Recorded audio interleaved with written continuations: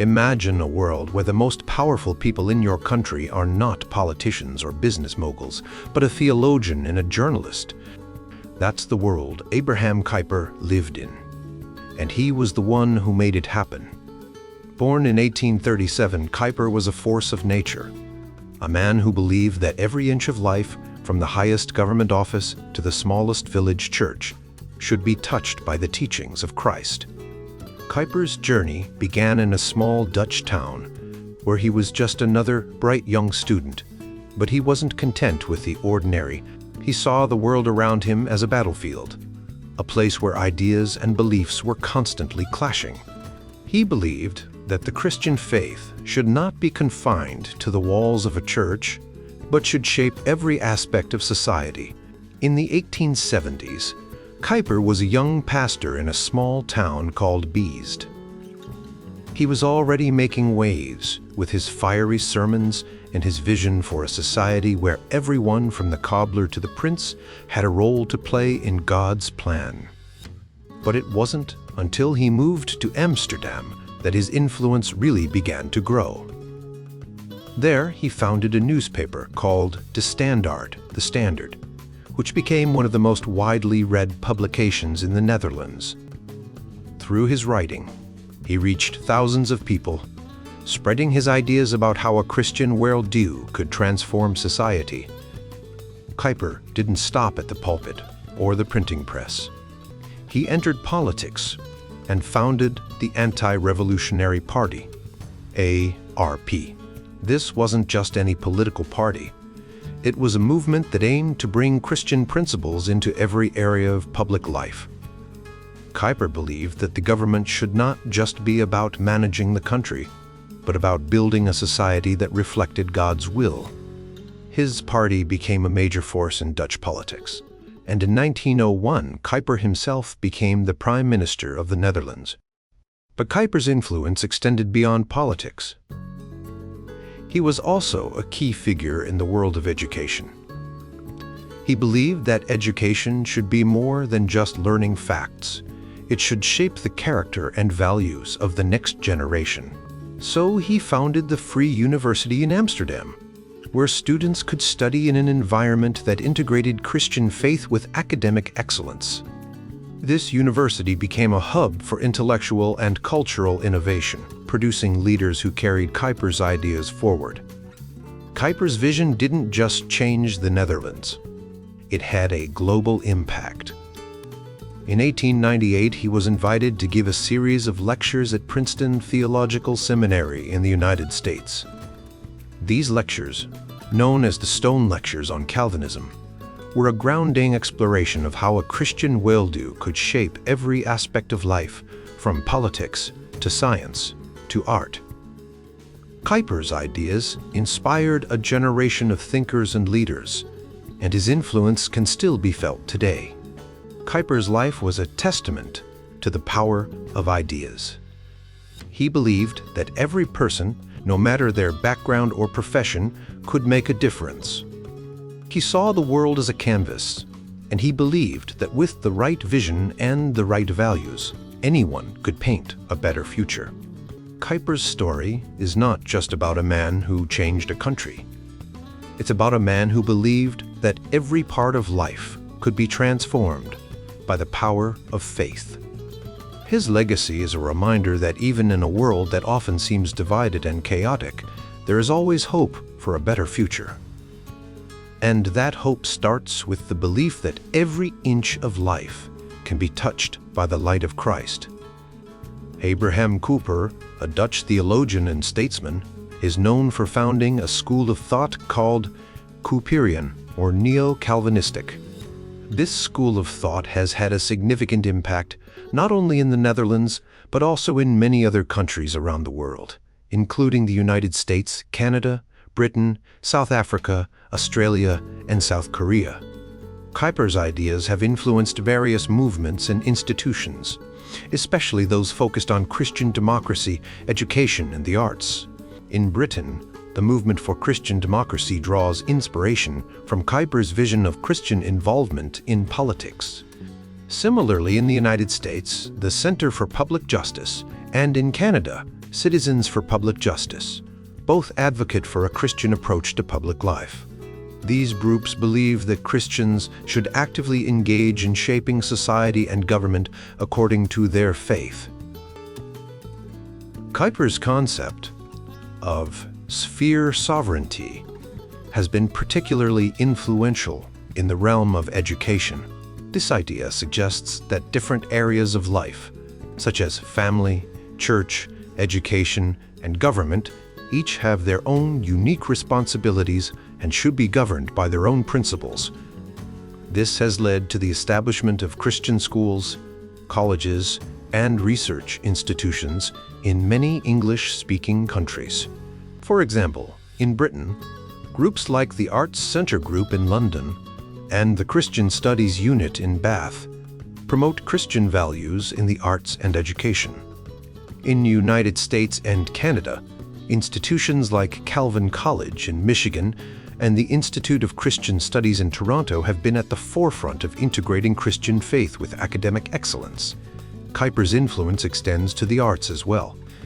In Britain, artistic and intellectual groups such as the Arts Centre Group, the Laborie Fellowship, the Green Belt Festival, and the Institute for Contemporary Christianity have been inspired by Kuyper's vision of a Christian worldview that encompasses all aspects of life, including art and scholarships. These groups aim to create a space where Christian faith can inform and enrich artistic expression and intellectual inquiry. The ongoing vitality of Kuyper's ideas is largely due to the work of two of his most prominent followers, Herman Dooyeweerd and D.H.V. Vollenhoven. Both were professors at the Free University in Amsterdam and made significant contributions to the fields of law and philosophy. Their teachings have influenced many students and scholars, including notable figures like Nicholas Wolterstorff, Alvin Plantinga, and Richard Mole, who have continued to develop and apply Kuyperian ideas in their academic and professional careers. Kuyper's influence is also evident in the work of British writers and thinkers, such as Tom Wright, Oliver O'Donovan, Alistair McGrath, and Leslie Newbigin. These individuals have drawn on Kuyper's ideas to explore the relationship between Christian faith and contemporary issues in society, politics, and culture. One of the key works that encapsulates Kuyper's ideas is his lectures on Calvinism. These lectures were delivered at Princeton Theological Seminary in 1898 and have been widely read and studied. Kuyper's lectures were particularly significant because they were intended for an English-speaking audience, many of whom were unfamiliar with the Dutch Calvinist tradition. This made the lectures a valuable resource for understanding Kuyper's ideas in a broader context. The context in which Kuyper delivered these lectures is also important. Princeton Theological Seminary was known for its conservative Calvinistic stance, and Kuyper was invited by B. Warfield, a prominent theologian who shared many of Kuyper's views. Warfield was instrumental in promoting Kuyper's work in the United States, and even referred to Kuyper as a theologian of genius. The lectures were a high point in Kuyper's career, as he was at the peak of his intellectual and organizational powers. Kuyper's ideas were shaped by the social, intellectual, and religious context of the Netherlands and Europe in the late 19th century. He was deeply engaged in the practical issues of his time, such as religious and political reform, and sought to bring about concrete change. His multifaceted career as a theologian, journalist, politician, and educator provided a rich foundation for his ideas, which continue to inspire and challenge people around the world today. Abraham Kuyper was a man who lived in the Netherlands during the 19th century, but his ideas and influence spread far beyond his own country. He was a thinker, a writer, and a politician who was deeply interested in the world around him. Kuyper didn't just focus on the issues and events happening in his own backyard. He was curious about what was going on in other parts of Europe and the world. This curiosity was fueled by his ability to speak several European languages, his extensive travels, and his voracious reading habits. Kuyper's lectures in particular show how his thoughts and ideas were not limited to the specific circumstances of the Netherlands. Instead, they touched on broader themes and movements that were shaping the world at the time. These lectures were so influential that they were published in 4 different European languages during Kuyper's lifetime. They helped create what is now known as the Kuyperian school of thought, which has followers and admirers all over the world. To understand Kuyper's ideas, it's important to look at them in the context of the time in which he lived. Many studies of Kuyper focus on his role in Dutch political history, but this book takes a different approach. It compares Kuyper's ideas with those of other European thinkers from the same period, especially when it's clear that Kuyper was influenced by them or reacting against them. This is a new and valuable way to study Kuyper because it helps us see how his ideas fit into the broader intellectual and social landscape of the 19th century. Kuyper often talked about the work of other thinkers, but he rarely mentioned their names or provided detailed references. This makes it challenging to trace the exact sources of his ideas. Most of his work, especially in theology, was written in a popular style for a general audience, often in his newspapers. One exception is his scholarly work, the Encyclopedia of Sacred Theology, which is more technical and focused on the methods and scope of theology. However, even in this work, Kuyper was more interested in the big picture than in the fine details of other thinkers' theories. As a journalist and politician, Kuyper had specific goals in mind. He wanted to inspire action and achieve practical results, not just engage in academic debates. This is why the book takes into account Kuyper's practical motives when interpreting his ideas. It's not about questioning Kuyper's sincerity, but about understanding how his ideas were shaped by the historical context in which he lived. Kuyper often referred to John Calvin, a famous theologian from the 16th century, and used Calvin's ideas to support his own.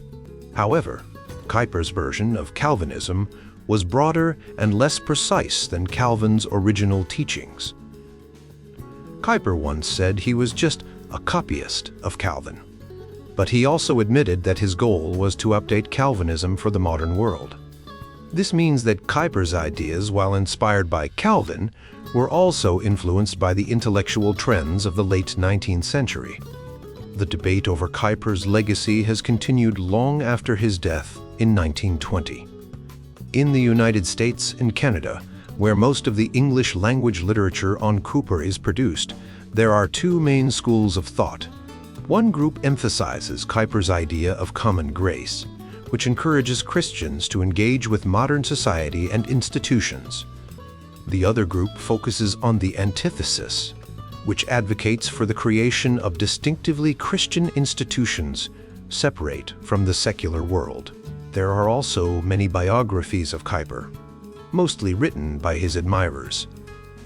Some of the most detailed and scholarly studies of Kuyper include doctoral dissertations by James Skillen, Stephen Meyer, and Wayne Kobes. Skillen's work, for example, places Kuyper in the context of Dutch Calvinistic political thought and shows how Kuyper built on the ideas of earlier thinkers like Groen van Prinsterer. Meyer's thesis focuses on the development of pillarization, verzuwing, in Dutch society, which was a system of social and cultural segregation based on religious and ideological differences. Kobes's dissertation examines the theological foundations of Kuyper's ideas about sphere sovereignty, which is the belief that different areas of life, such as family, church, and state, have their own distinct roles and responsibilities. In the Netherlands, there have been many scholarly works on Kuyper, especially in the years leading up to and following the Second World War. Most of these studies were written by theologians and focused on specific aspects of Kuyper's theology. One notable exception is Pay Castiel's full-length biography, which is unique because the author is a Roman Catholic and uses a wide range of historical sources. However, it primarily covers Kuyper's political and ecclesiastical activities and doesn't delve into his journalism or his influence on society and culture. After the 1940s, there has been less serious research on Kuyper in the Netherlands. Most of the literature is semi-popular and written by Kuyper's followers, often to celebrate his achievements and maintain a sense of identity within the Anti-Revolutionary Party, ARP. This party, which Kuyper founded, remained influential in Dutch politics until it merged with other parties in 1980.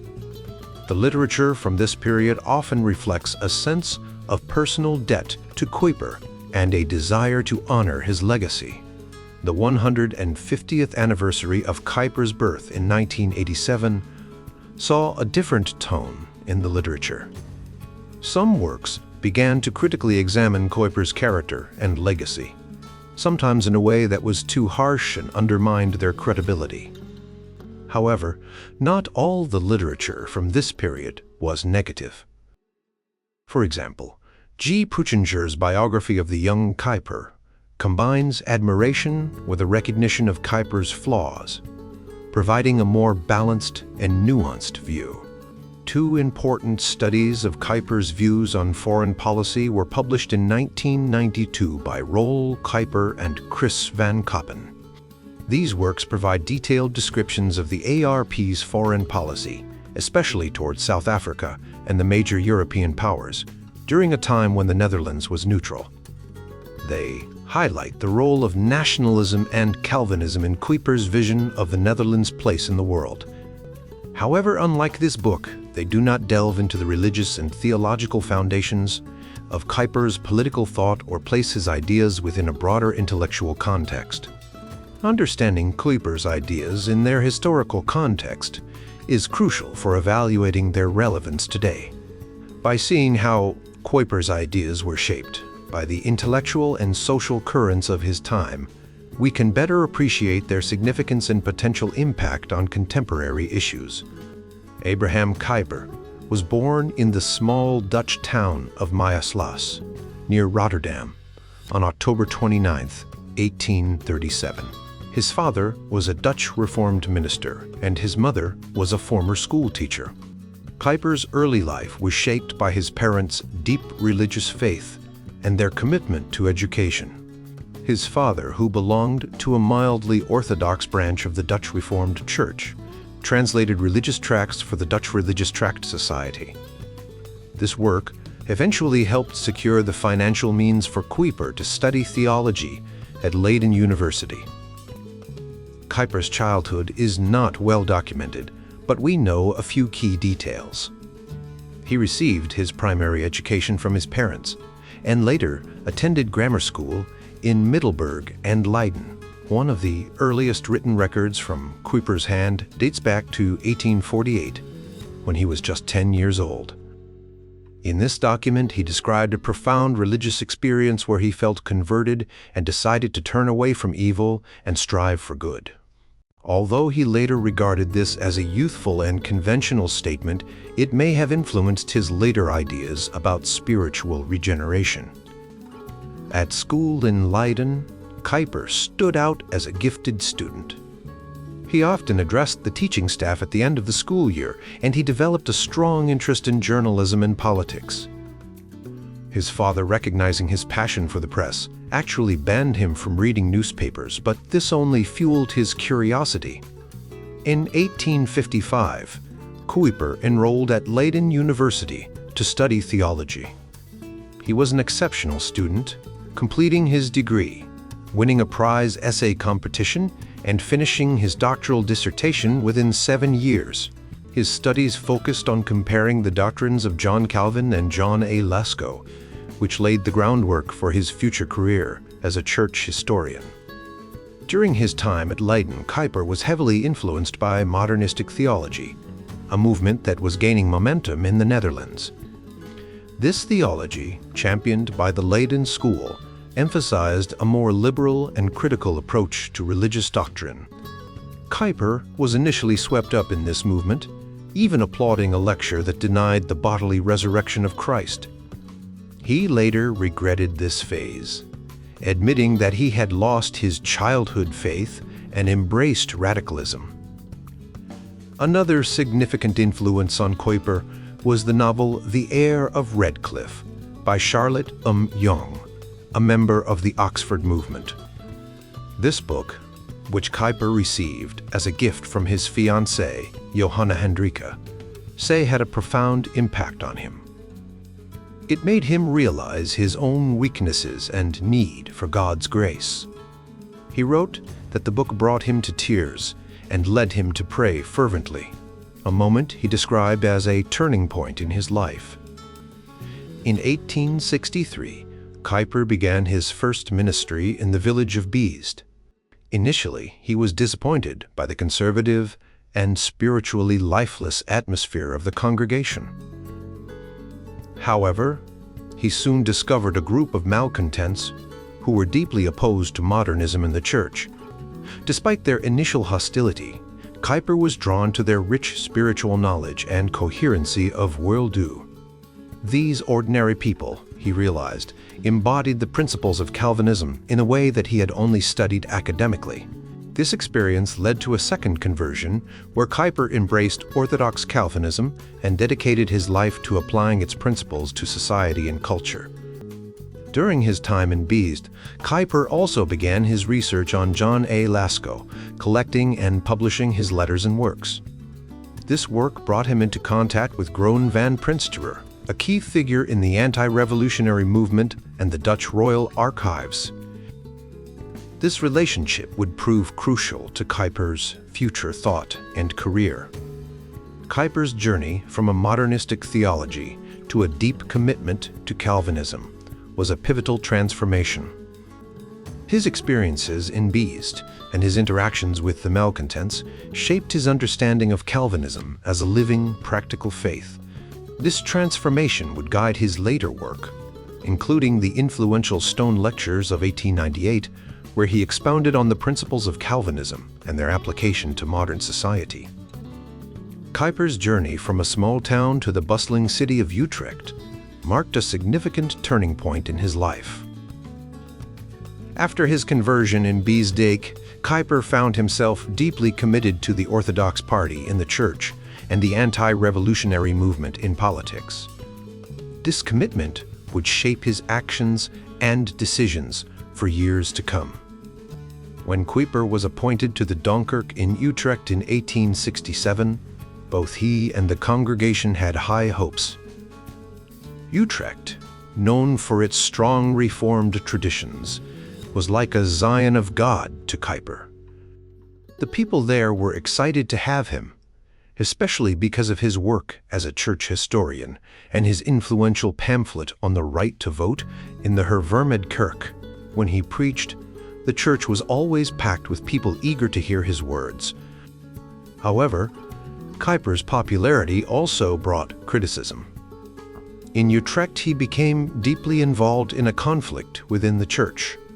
He argued strongly for maintaining the traditional creeds of the Hervormde Kerk, which he believed were being threatened by liberal ideas.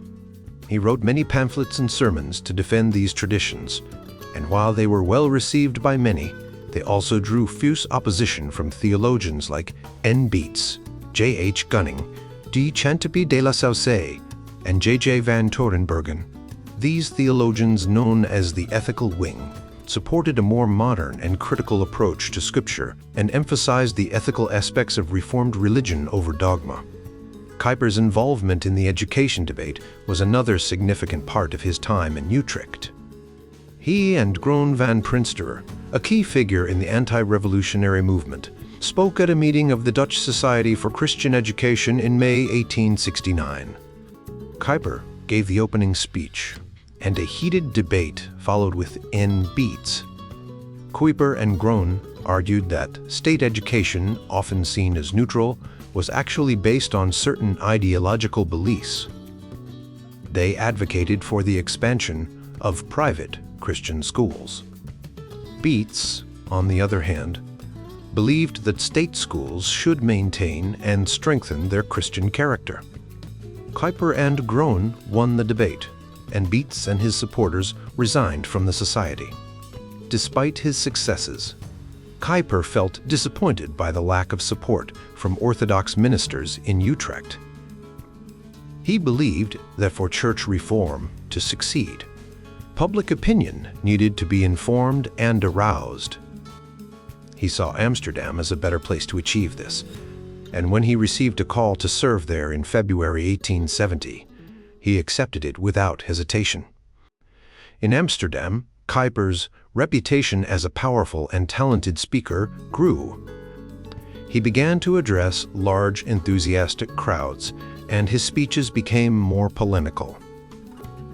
In 1871, he delivered a speech titled Modernism, a fata morgana in the realm of Christianity.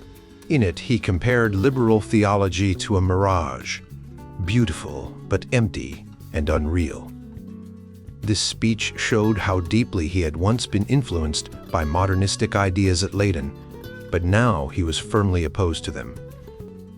Kuyper's influence expanded even further when he founded and became the chief editor of the daily newspaper De Standaard in 1872.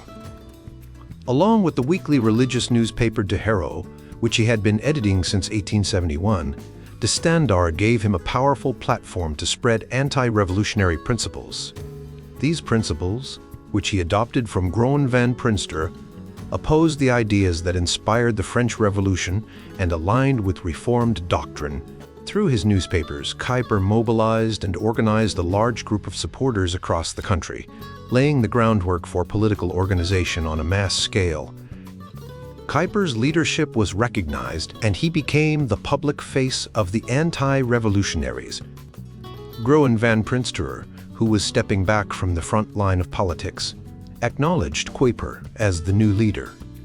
Kuyper used his sharp intellect and organizational skills to dominate the political and religious debates in the Netherlands for nearly half a century. His columns in De Standaard were read eagerly and considered authoritative by his followers. He was known for his assertive and ambitious character, often taunting his opponents and exposing their weaknesses.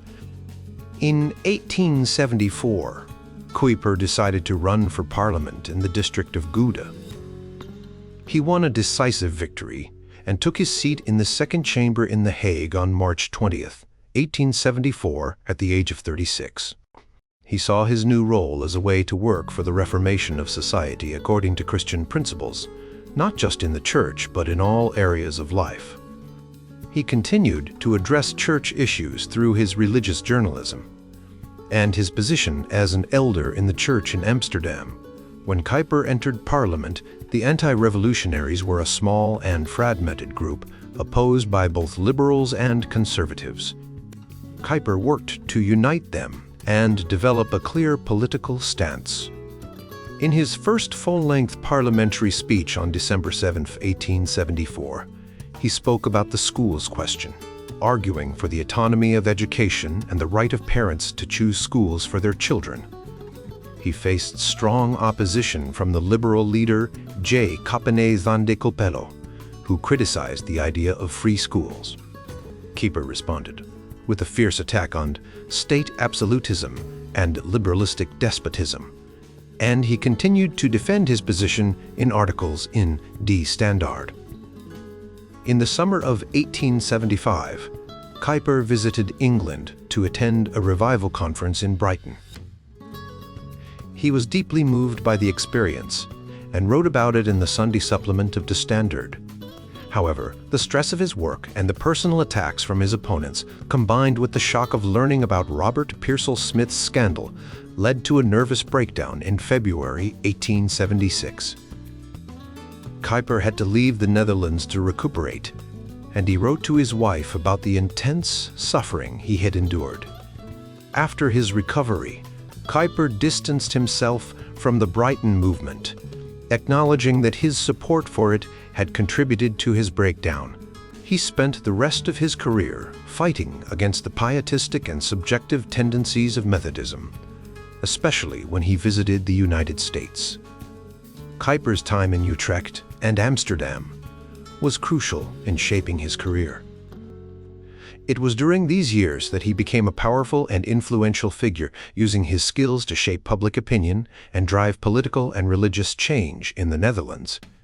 When Kuyper returned to the Netherlands in May 1877, it had been almost a year since the death of Groen van Prinsterer, who had been the leader of the anti-revolutionaries. Groen's passing left Kuyper as the natural successor to lead this group. While abroad, Kuyper had time to reflect on the political situation in the Netherlands. He realized that it was time to organize and strengthen the forces he had started to mobilize with the founding of the newspaper De Standaard in 1872. To focus on this new goal, Kuyper resigned from his seat in Parliament and took back the editorship of De Standaard, which had been temporarily managed by A.F. de Savornin-Lohman. He also restarted Die Heraut, a religious weekly newspaper, and became its chief editor. In the first issue of De Herk, Kuyper admitted that he was still recovering from his illness and asked for patience. He promised not to overwork himself again and to follow a strict schedule to manage his energy better. Not long after his return, a major conflict over education, known as the schools question, erupted.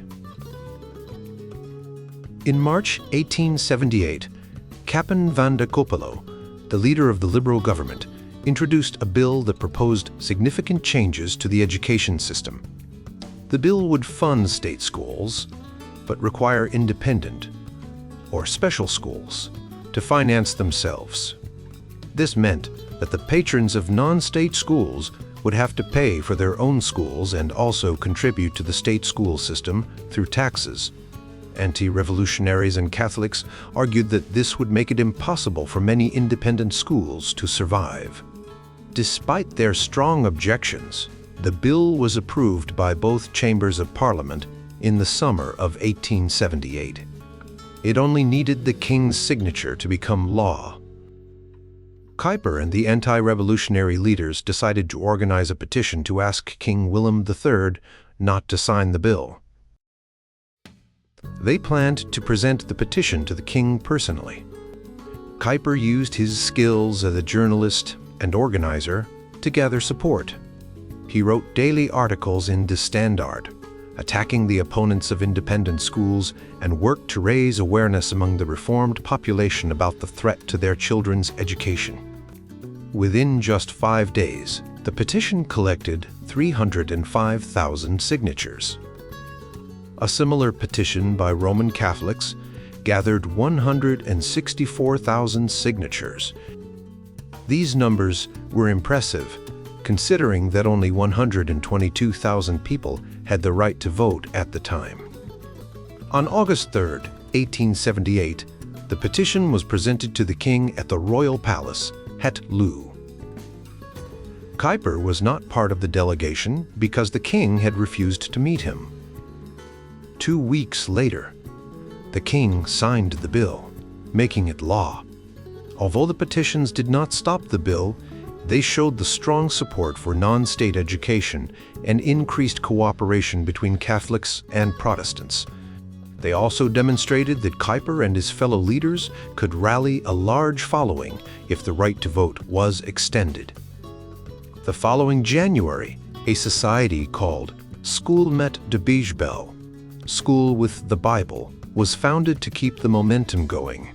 This society was not political, but had a significant influence on debates about education and helped establish the organizational framework for the Anti-Revolutionary Party, ARP, which was founded a few months later on April 3, 1879.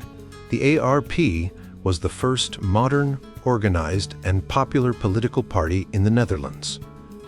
Before 1879, political parties were just loose groups of people with similar ideas.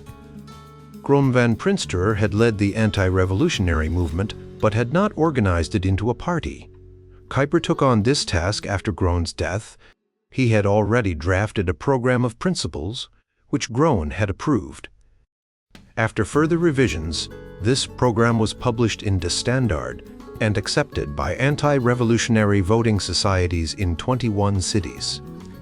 At the first national convention of the ARP, Kuyper presided over the adoption of the party's constitution and declaration of principles.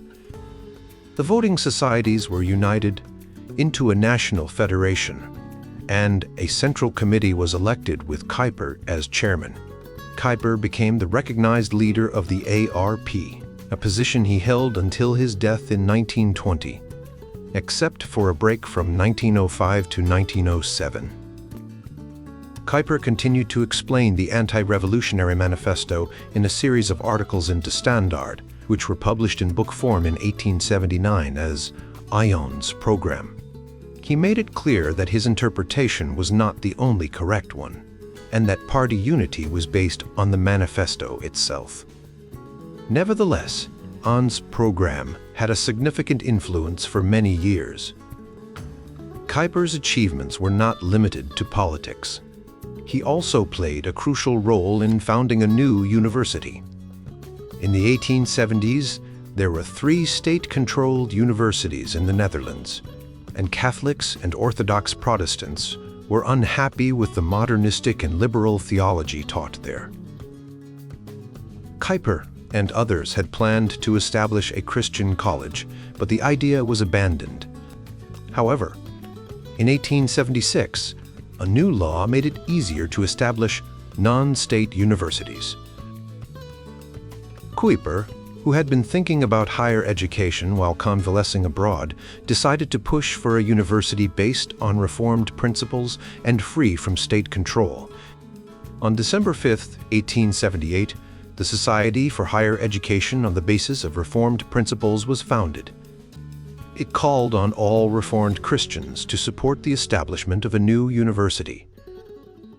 This university would be free from state control, hence the name Free University.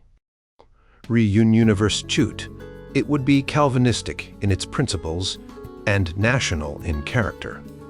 By June 1879, the directors and trustees of the new university were elected, and Kuyper and F.L. Rutgers were appointed to chairs in theology.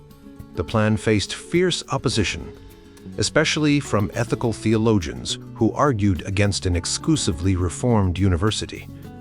Kuyper engaged in a pamphlet war with them, but remained determined.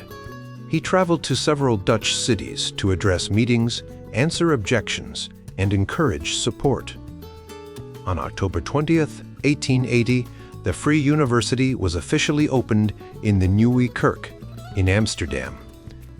Kuyper, as the first rector magnificus, delivered the inaugural address, introducing the core idea of his socio-political thought, which has shaped neo-Calvinist political theory. The opening of the Free University was a significant achievement for Kuyper. In just 2 years, he had convinced the Orthodox Protestant community, often referred to as the little people, to support and finance an independent university. Despite the risks and opposition, Kuyper's efforts radically changed the landscape of higher education in the Netherlands, which became organized along religious and ideological lines. During the 1880s and 1890s, Kuyper reached the peak of his intellectual powers. He published many significant works, including special lectures he gave as rector magnificus of the Free University in 1881, 1888, 1892, and 1899.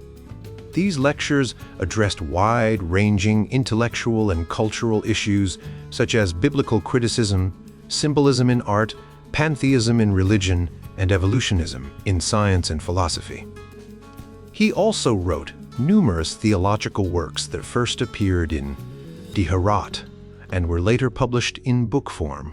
These works, intended for a general audience, covered topics like the Holy Spirit, the Heidelberg Catechism, Common Grace, and Reformed liturgy. Kuyper also produced many meditative and devotional works, which first appeared in De Herat. These works, with titles like Honey from the Rock and Days of Glad Tidings, were designed to inspire and guide his followers. They were popular among Kuyper's supporters, especially in the Dutch immigrant communities in the United States, where some were translated into English after his death. Kuyper's meditations were known for their fervent and heartfelt nature, and he was regarded by his followers as both a political and spiritual leader. Abraham Kuyper was a man of strong beliefs and a leader in the Dutch Reformed Church. Despite not attending church regularly, he was deeply involved in trying to reform the church. He believed in keeping the traditional teachings, getting rid of the church's central government, and allowing graduates from the Free University to become ministers in the Hervormd Kerk, the main Reformed church in the Netherlands.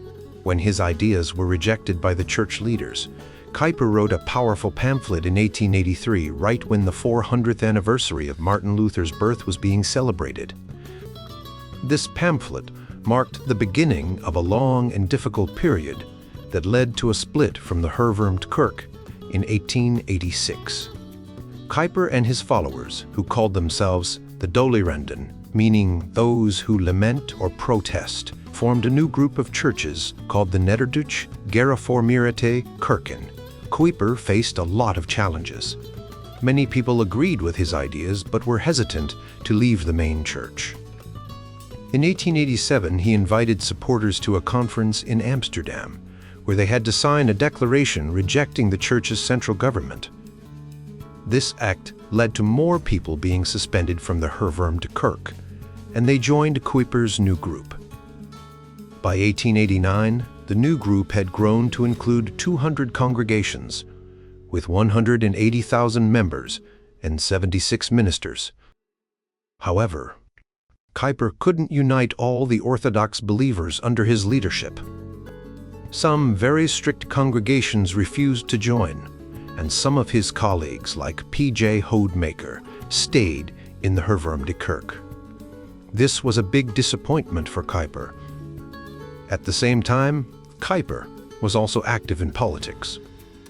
He was the leader of the Anti-Revolutionary Party, ARP, and he worked to form an alliance with Roman Catholic politicians. This was unusual because many Protestants were against working with Catholics. But Kuyper and the Catholics shared many views on social and educational issues, and they needed each other to win elections. In 1888, they formed a coalition government, and Kuyper's party gained more influence. However, Kuyper's strong leadership style caused tension. In 1894, a group of anti-revolutionary members led by Lohman split from the ARP. They formed a new party called the Christelijke Historische Unie. This split was partly due to differences in personality and political style. Kuyper was very strict and wanted everyone to follow his ideas, while Lohman believed in more freedom and less party discipline. In 1897, Kuyper celebrated the 25th anniversary of his newspaper, De Standaard. The event was attended by 5,000 people, and many praised Kuyper's skills as a journalist and leader. Even his opponents, like Lohman and Schopman, acknowledged his talents. Kuyper was seen as a powerful and energetic leader who had led the Orthodox Dutch Protestants out of a difficult situation. In 1898, Kuyper traveled to the United States to give the Stone Lectures at Princeton University. He had been invited to receive an honorary doctorate and to speak about Calvinism. Kuyper worked hard to prepare his lectures, and he even learned English to deliver them. He consulted books about American history on his journey, and was inspired by the idea of a new and dynamic society. When he arrived in New York, he felt a sense of excitement and possibility, which he expressed in his opening lecture. Kuyper's visit to America was a significant moment in his career. It allowed him to share his ideas with a new audience and to reflect on the future of Calvinism in a changing world. His lectures were well received, and they helped to solidify his reputation as a leading thinker and communicator. Kuyper's journey to America in 1898 was a pivotal moment in his life and career. After arriving in New York, he stayed at the Fifth Avenue Hotel, where he worked on his Stone Lectures, a series of talks he was set to give at Princeton Theological Seminary. He also tried to secure a publisher for the lectures, but the initial response was disappointing. Undeterred, Kuyper found a new publisher, Fleming H. Revell, who agreed to publish an English edition. Before his lectures began, Kuyper visited the public library in Manhattan to research American constitutions, which he incorporated into his lectures. With time running short, he sent his Dutch manuscript to Princeton, where a team of translators worked tirelessly to prepare the English version. Despite the rushed process, the translations were remarkably consistent and accurate. Kuyper's lectures, which he delivered in October 1898, were a profound exploration of Calvinism as a comprehensive worldview. He discussed how Calvinism influenced history, religion, politics, science, art, and the future. Kuyper argued that Calvinism was not just a religious doctrine, but a way of life that shaped the political and social fabric of nations, including the United States. The highlight of Kuyper's visit was receiving an honorary doctorate from Princeton University on October 22nd.